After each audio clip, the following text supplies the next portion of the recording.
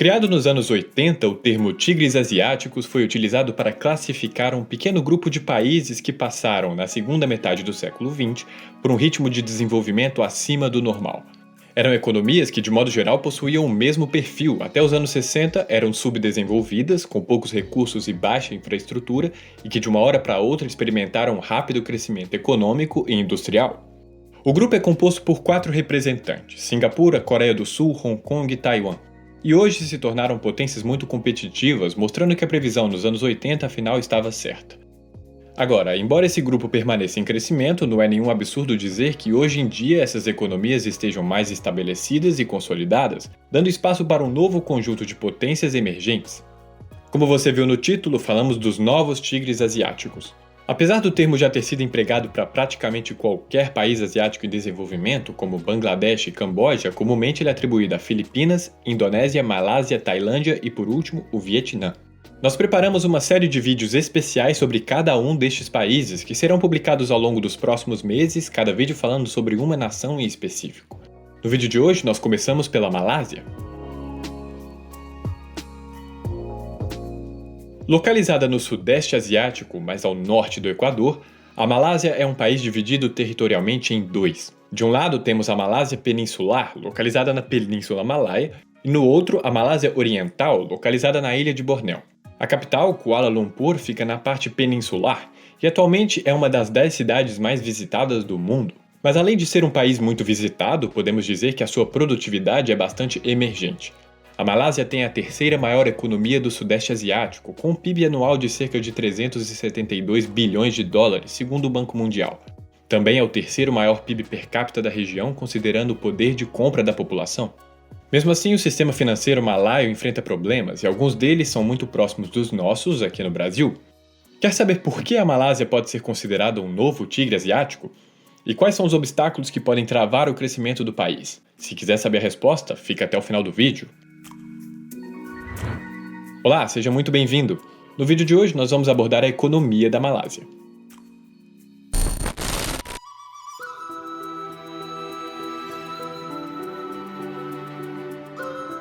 Assim como os demais novos tigres asiáticos, a Malásia tem uma economia voltada para a atividade exportadora, e isso tem a ver com o desenvolvimento dos antigos tigres asiáticos. Quanto mais o mercado da Coreia do Sul, Singapura, Hong Kong e Taiwan se expandia, mais altos ficavam os salários e os custos de produção nestes países. Por isso, ficou a cargo dos novos tigres asiáticos suprir essa lacuna de exportação deixada pelos clássicos há cerca de alguns anos atrás. Seguindo o exemplo dos primeiros tigres, a Malásia deixou para trás uma economia voltada quase que inteiramente para a exportação de matérias-primas, em especial a borracha, o óleo de palma e o estanho, para aos poucos se tornar um mercado industrializado, apesar do nível de industrialização não ser muito complexo. Isso se deve praticamente à posição da Malásia no globo e o seu fácil acesso ao Mar do Sul da China. A proximidade com as demais potências asiáticas, principalmente Japão e Taiwan, fez com que diversos investidores destes e de demais países se estabelecessem na Malásia a fim de explorar a mão de obra barata e os menores custos de produção. Podemos dizer que esse processo se deu no início dos anos 70, quando o governo da Malásia instituiu o New Economic Policy, também conhecido como NEP, que se tornaria posteriormente a NDP, New Development Policy. O plano buscava equilibrar o crescimento econômico, dando preferência aos cidadãos malaios, incentivando o setor privado a se tornar um motor principal deste processo de reestruturação. Uma parte importante dessa política foi a privatização de muitas áreas que anteriormente eram propriedades do setor público, como ferrovias nacionais, companhias aéreas, fabricantes de automóveis, empresas de telecomunicações e eletricidade. Embora isso tenha colaborado para a industrialização da Malásia, a política acabou por favorecer as pessoas próximas ao governo e não a população. O NEP foi estabelecido em 1971 para dar aos malaios uma participação de pelo menos 30% na economia do país, erradicando a pobreza através do incentivo a empresas nacionais. Mas na prática, o plano acabou por criar diversas oligarquias e criar uma mentalidade de subsídio. Alguns partidos de oposição acusam o NEP de gerar nepotismo, corrupção e ineficiência sistêmica. E acredite, este, aliado a outros problemas, são só alguns dos responsáveis pela estagnação dos malaios. A Malásia se tornou aquilo que os economistas chamam de país recém-industrializado, isso graças ao boom econômico no final do século XX.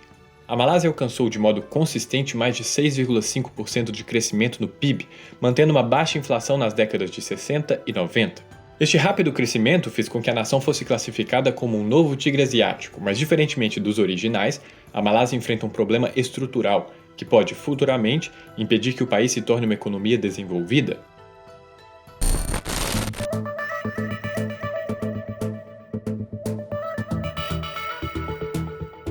A Malásia se desenvolveu deixando para trás uma produção predominantemente agrícola, que antes dos anos 70 correspondia a cerca de 1/3 de todo o PIB do país.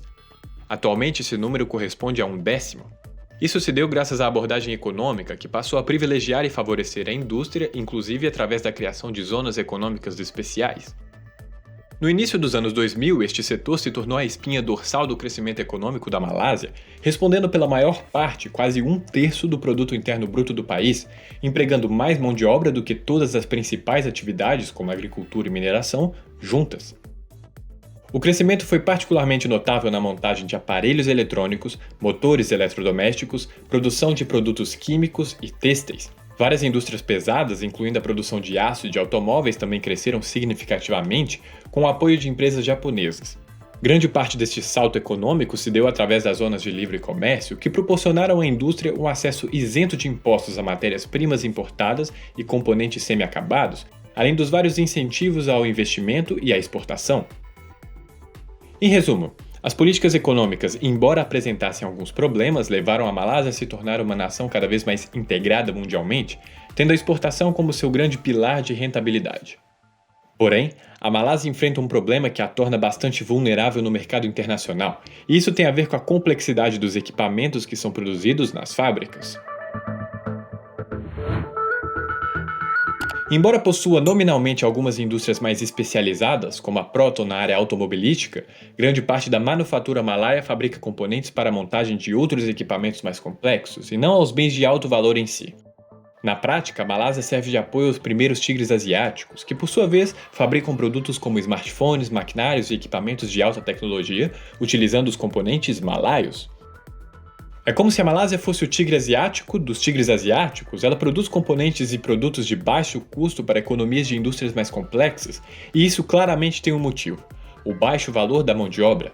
Muitas fábricas se estabeleceram na Malásia buscando justamente explorar a ampla oferta de trabalho, visto que a população malaia é bastante jovem e barata. Este é praticamente o dilema vivido na Malásia. Embora a economia tenha conseguido atravessar uma primeira industrialização, a falta de mão de obra especializada não permite que essa indústria fabrique bens de consumo mais tecnológicos, se mantendo estagnada em produtos de baixo valor. Os salários não aumentam porque a produtividade não cresce, e a produtividade não cresce porque a mão de obra é barata e pouco especializada. Não é à toa que alguns economistas defendem que a Malásia está presa na chamada armadilha da renda média, que é quando um país atinge um nível de renda intermediário e permanece estagnado nesse mesmo nível por muito tempo, visto que a economia não consegue competir com as demais nações industrializadas. A armadilha da renda média já foi atribuída anteriormente a diversos países, como Colômbia, Bulgária, Grécia e o Brasil, e podemos dizer que a Malásia também, atualmente, sofre deste mal. Claro que existem diversas possíveis soluções para o escape dessa armadilha, e a Malásia pode utilizar de algumas delas resolvendo problemas estruturais para se tornar um país tão grande quanto os primeiros tigres asiáticos.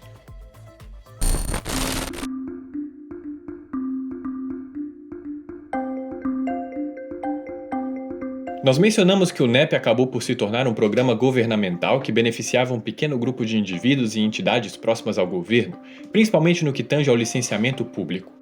Basicamente, se o governo quisesse promover a construção de uma rodovia, por exemplo, o programa privilegiava empresas nacionais, que muitas das vezes acabavam por cobrar mais caro do que companhias estrangeiras para executar o mesmo serviço. Isso fez com que a competitividade no país reduzisse drasticamente, criando um setor privado clientelista e até mesmo oligárquico. Segundo a análise de Ko Yin disponível na descrição, é possível concluir que a corrupção na Malásia é sistêmica, não somente pelo NEP, mas também fora dele. 71% dos malaios acreditam que a corrupção é um grande problema para o país, embora muitos acreditem que estão havendo esforços para que esses índices diminuam. Um dos desafios no combate à corrupção da Malásia é o financiamento público dos partidos políticos. Praticamente não existe limite quanto um partido pode receber de uma organização privada, e nem sequer é exigida uma transparência acerca da origem desse dinheiro. Isso faz com que haja um desequilíbrio entre os diferentes partidos. Um deles ficou mais de 55 anos no poder, justamente porque tinha mais verbas para a campanha. Além disso, a Malásia sofre daquilo que é chamado na política de revolving door, que traduzido seria algo como porta giratória. Basicamente, a porta giratória acontece quando o funcionário trabalha para o governo na posição de regulador ou legislador e posteriormente se move para o setor privado, trabalhando para as indústrias que sofreram os impactos dessa legislação. Em alguns casos, os cargos podem até mesmo ser desempenhados em simultâneo, promovendo uma série de privilégios às empresas que possuem uma proximidade ao governo em questão. E claro, corrupção significa menos produtividade, menos investimento e, consequentemente, atraso nas demais áreas. Como grande parte do dinheiro é desviado ou simplesmente mal gasto, isso impede com que a receita arrecadada na venda dos bens de exportação chegue às demais áreas que serviriam para aumentar a qualificação da mão de obra, e por isso o país acaba por permanecer na armadilha da renda média.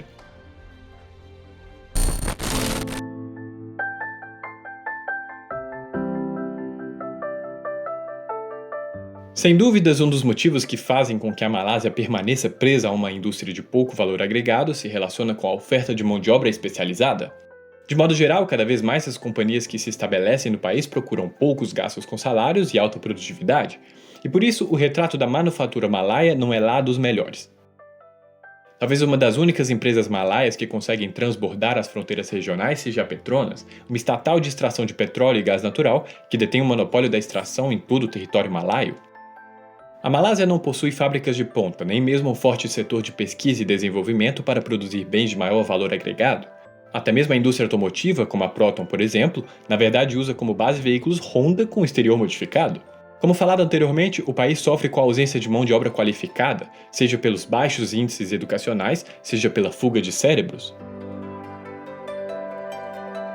Segundo o artigo de um jornal local, existem cerca de 500 mil malaios altamente qualificados fora da Malásia, que deixaram o país em busca de oportunidades em países com alta demanda de profissionais mais especializados.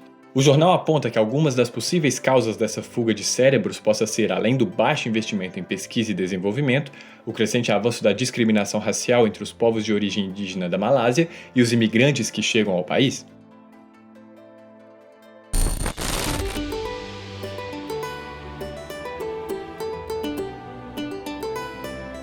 Em Kuala Lumpur, capital da Malásia, é possível de longe enxergar um dos maiores pontos de interesse da cidade, as Torres Petronas, um dos maiores arranha-céus do mundo.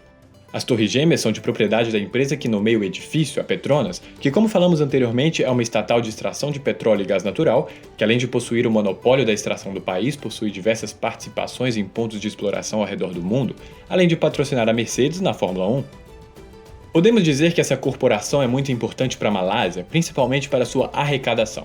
Cerca de 35% da receita pública malaia vem do petróleo e do gás, e o governo oferece diversos subsídios no setor à população, ultimamente ainda mais graças ao conflito entre Rússia e Ucrânia. Mesmo mantendo subsídios e controlando artificialmente os preços para, em tese, proteger a população, os preços não têm parado de subir. A inflação da Malásia subiu para 2,8% ao ano, e embora o número ainda seja bem inferior à nossa inflação no Brasil, a previsão é de que as medidas do governo não colaborem para a diminuição dessa taxa. Só passando para avisar que lá na nossa aba Comunidade está acontecendo agora uma votação para escolher o próximo país da série dos novos tigres asiáticos. Dá uma olhada lá e escolha o próximo ponto dessa viagem.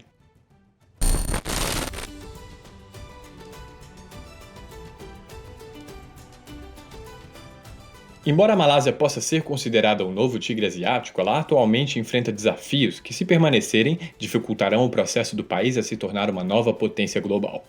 Vimos neste vídeo que a Malásia serviu de indústria de base para os demais países da Ásia e que sua mão de obra barata é talvez uma das principais causas que fazem com que empresas estrangeiras se estabeleçam no país.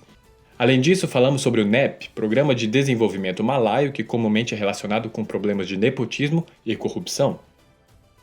A baixa especialização das indústrias malaias, ao mesmo tempo que servem de base para o seu desenvolvimento, travam o país na armadilha da renda média, fazendo com que as fábricas não consigam superar a barreira dos produtos de baixo valor agregado. Vimos que uma das causas deste problema, sem dúvida, é a corrupção, que acaba por desviar o investimento em áreas de pesquisa e desenvolvimento, além de induzir a fuga de cérebros. A Malásia, sem dúvidas, continua crescendo, mesmo que possua suas adversidades. A questão é que o país possui duas fortes dependências, a indústria de baixo valor agregado e o petróleo e o gás natural extraídos pela Petronas. Poderíamos arriscar a dizer que o país tem pouco tempo para mudar as bases de sua economia, para seguir o mesmo caminho da Coreia do Sul, Taiwan, Hong Kong e Singapura. Mas me fale você, o que achou do retrato da Malásia? Será que o país se tornará uma potência nos próximos anos? Quais lições poderíamos tomar para o Brasil? Comenta aqui embaixo a sua opinião que eu quero saber. Eu fico por aqui. Um forte abraço e até a próxima!